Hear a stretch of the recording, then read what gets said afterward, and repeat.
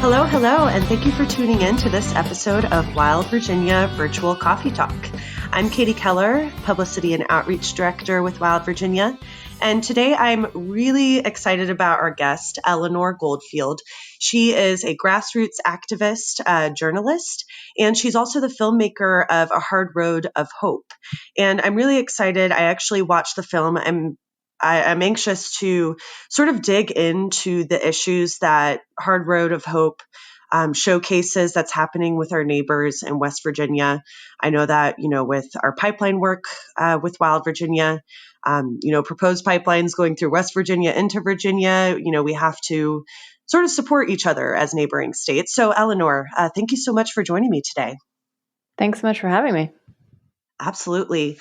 So Hard Road of Hope, it really digs into a lot of the issues, the opioid crisis, mountaintop removal, fracked gas, moving from coal to gas. So I guess if we could start, what was sort of the motivation behind creating this film? Like, what situation really pushed you to create it? So I one of the things that's been very important for me since I started doing this kind of journalism, roughly, I'd say like in 2010, I started doing this kind of journalism ahead of Occupy, was that I want to, if possible, go to the places that I'm talking about so that I'm not getting like a secondhand story. Because one of the biggest issues I have with corporate media is that they're like, yeah, we just heard from some dude in the intelligence agency that this is happening. So sure. And of course, I can't go to all of the places. I'm a freelance and live mostly off of Patreon. But when possible, I like to go to places to get the scoop and to get the scoop from people that you don't hear from and that aren't highlighted in typical corporate media. So the people on the ground, the people who are affected by these dirty energy projects and so on. So the trip to West Virginia was really going to be that, pretty straightforward. I had at the time a TV show with Free Speech TV that was a weekly show that talked about a lot of these issues. I wrote for several different outlets about these things, and so I had no intention of creating a movie when I went down there initially.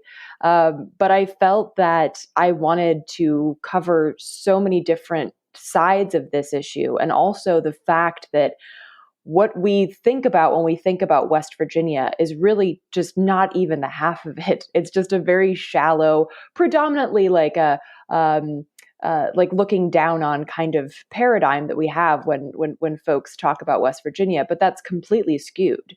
And it's skewed on purpose, right? Not just for people outside of West Virginia, but for people inside West Virginia to think less of themselves, to not connect with their radical past, and feel the drive to protect their beautiful home. So I realized that, I think I might need a longer medium for this. And so I kind of fell backwards into creating a film. But that's really how it came about.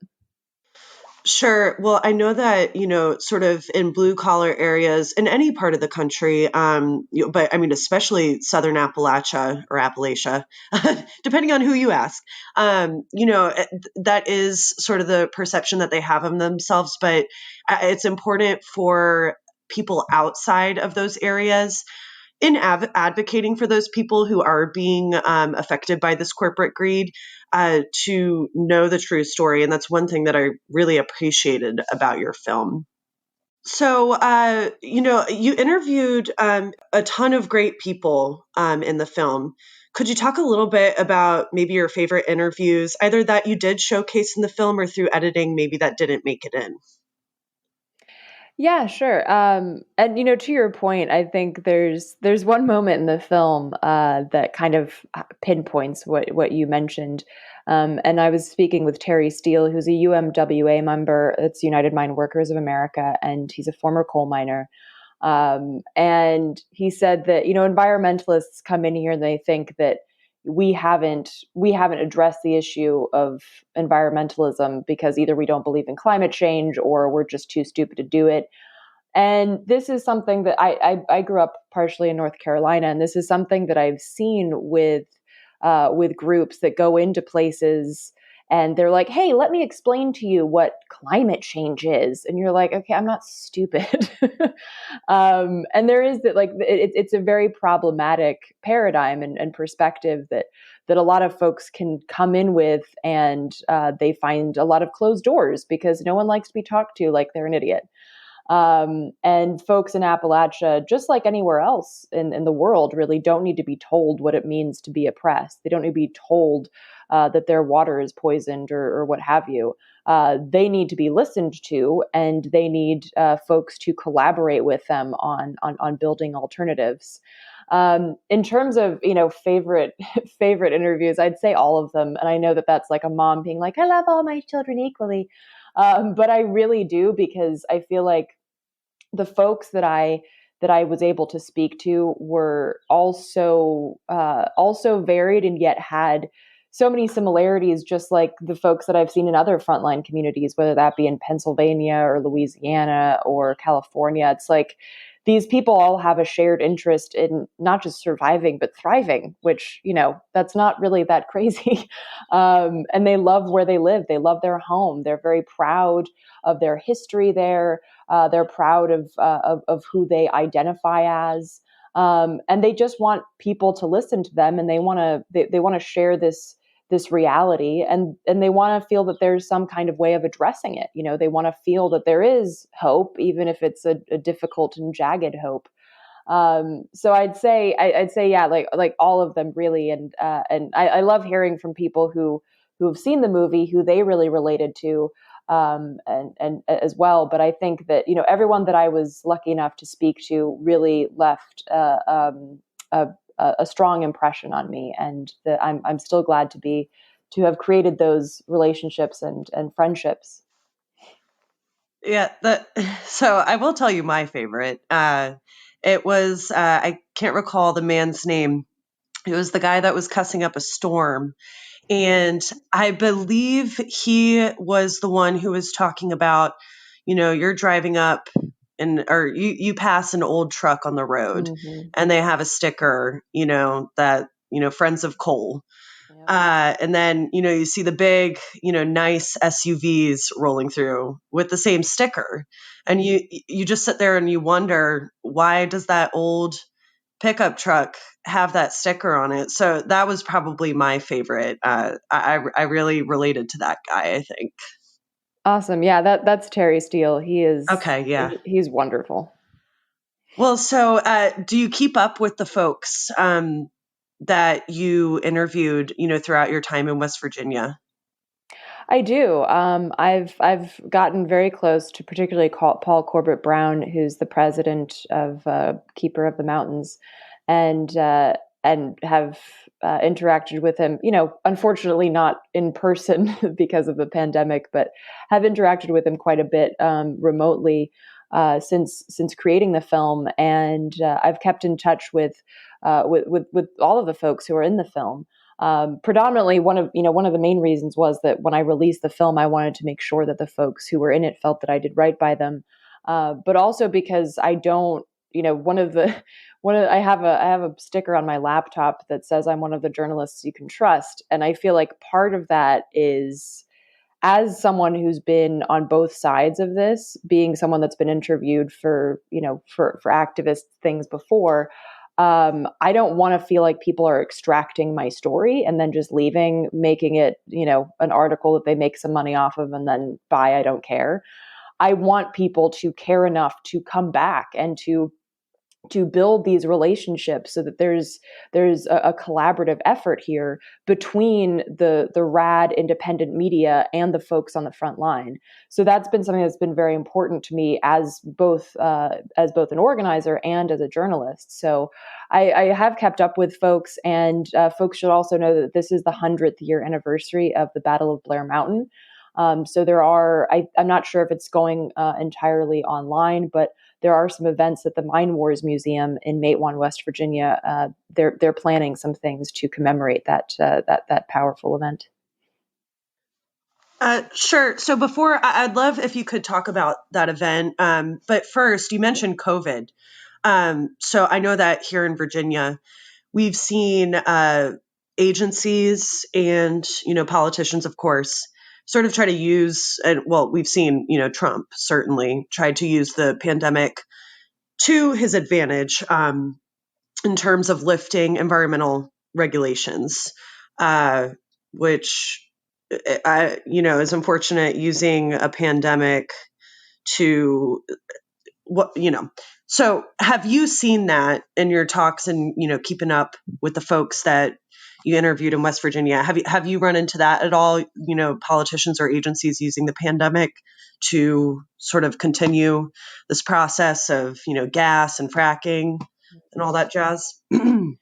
Yeah, and I think, I mean, the work that you all do, particularly on the issue of the MVP, which is something that I've followed for several years now, and I know that they have clearly not stopped or let up the gas, so to speak, on trying to push that project through. And the same is true in West Virginia. These are considered, not just critical infrastructure, but they're considered to be necessary and essential. Like it's essential to destroy our ecosystems. And it's so absurd, but this is definitely something that we see happening in West Virginia, and I'd say anywhere else too. But these are considered to be Sure. absolutely necessary. Sure. Yeah, so we'll see how things pan out, as we sort of continue, hopefully, to the light at the end of this tunnel. I'm thinking 2021 is the year, if we continue in the right direction. But so the Battle of Blair Mountain, 100-year anniversary. Could you talk about that event and what it means for the folks, the good people of West Virginia? Sure. So one little tidbit that I just like throwing out there because it totally shocked me when I found out about it. Because again, growing up in North Carolina, I heard the term redneck quite a bit, and it was always used in a derogatory way. You didn't want to be a redneck. And I learned in West Virginia that the term redneck actually comes from the mine wars. The Battle of Blair Mountain is a part of this larger entity of the mine wars that we talk about. And it happened because the mine workers, tied red bandanas around their necks as a symbol of their solidarity and as a symbol of their resolve to fight for their basic human rights, one of which is being paid in U.S. money. They were paid in company script, which is, people might be familiar with that song, "Sold my soul to the company store." That's where that comes from, because they couldn't actually pay for things in American dollars because they weren't paid in them. They lived in company housing, they lived on company land, et cetera, et cetera. Something that's incredibly powerful about this movement is that they kept mine workers in separate areas. They told them exactly where they could live. And they told them, for instance, don't talk to the black miners, they're savages. Don't talk to the Jewish miners, they eat babies, or whatever, like all of this horrific propaganda that had the goal of keeping people separated so that they couldn't organize together. And so against all of these odds and against all of that powerful propaganda, these mine workers came together and said, look, we are all suffering under this same oppression via the mine lords and the mine barons, and we should do something about it. We actually have power. And this is, where Mother Jones comes in, and there might be other folks that people might recognize from sort of like whispers about this, but we're not really taught about the mine wars. And so it's vital to remember this history, to remember that people came together not just to march and to go on strike, but to actually fire upon these coal barons in order to make it very clear that they were not backing down and they wanted some basic rights, and they won them. They won the right to be paid in American money and other things along with that. So this is a story that's incredibly powerful to dig up and very understandable as to why the powers that be don't teach it. One of the folks I talked to, Wilma Steele, grew up in Matewan, West Virginia, which is where this happened. It's the same area, the Matewan massacre. And she said, I was never told about this. I was never taught about it in school. And you can see why, teaching kids that, hey, if you're oppressed and if you're treated poorly at work, you could just organize. And not only that, you could like take up arms and like shoot at your bosses if they still don't answer. Like that is some really powerful organizing, and not something that the powers that be want people to learn. And that goes with coal, but it also goes with fracking. Something that I talk about in the film is that fracking, the oil and gas industries are taking what coal did and repurposing it in the here and now. So these are still tactics, and these are still things that we need to be aware of, and recognize the past in dealing with the present. That is one of the highlights and themes that I loved about your film, talking about the propaganda that they just recycled or repurposed.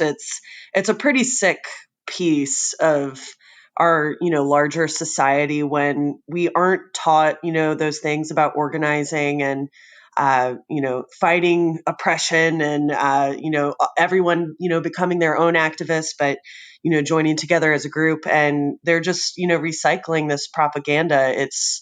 Not teaching things like the Battle of Blair Mountain. I thought we could talk about a little bit in our closing thoughts. You created this wonderful film.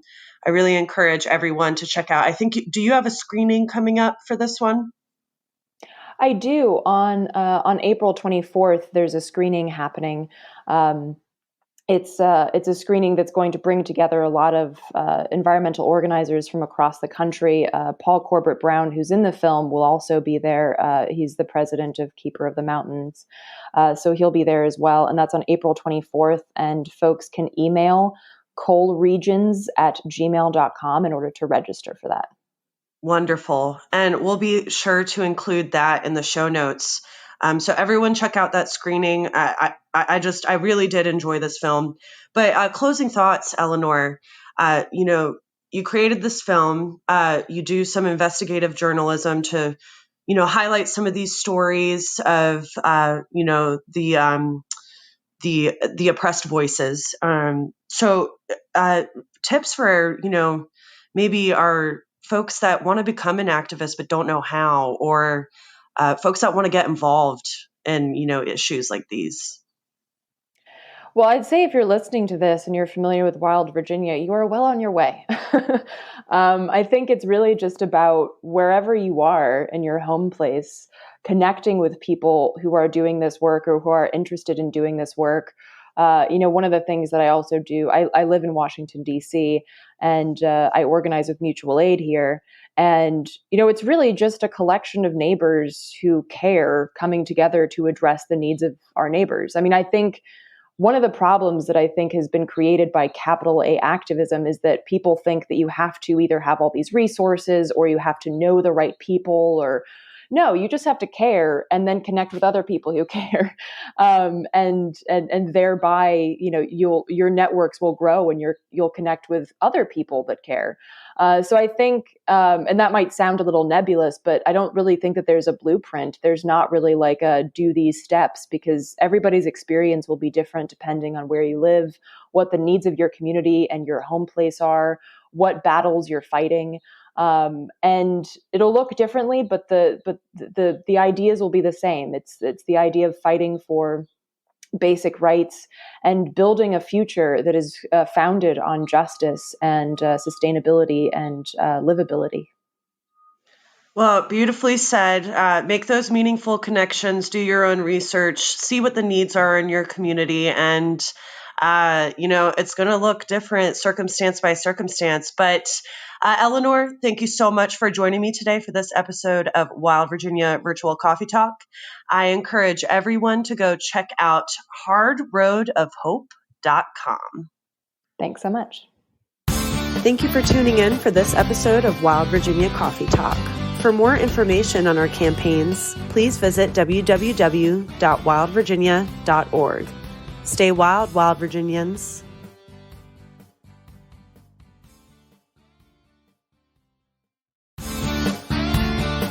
Hello, and thank you for tuning in to this episode of Wild Virginia Virtual Coffee Talk. I'm Katie Keller, Publicity and Outreach.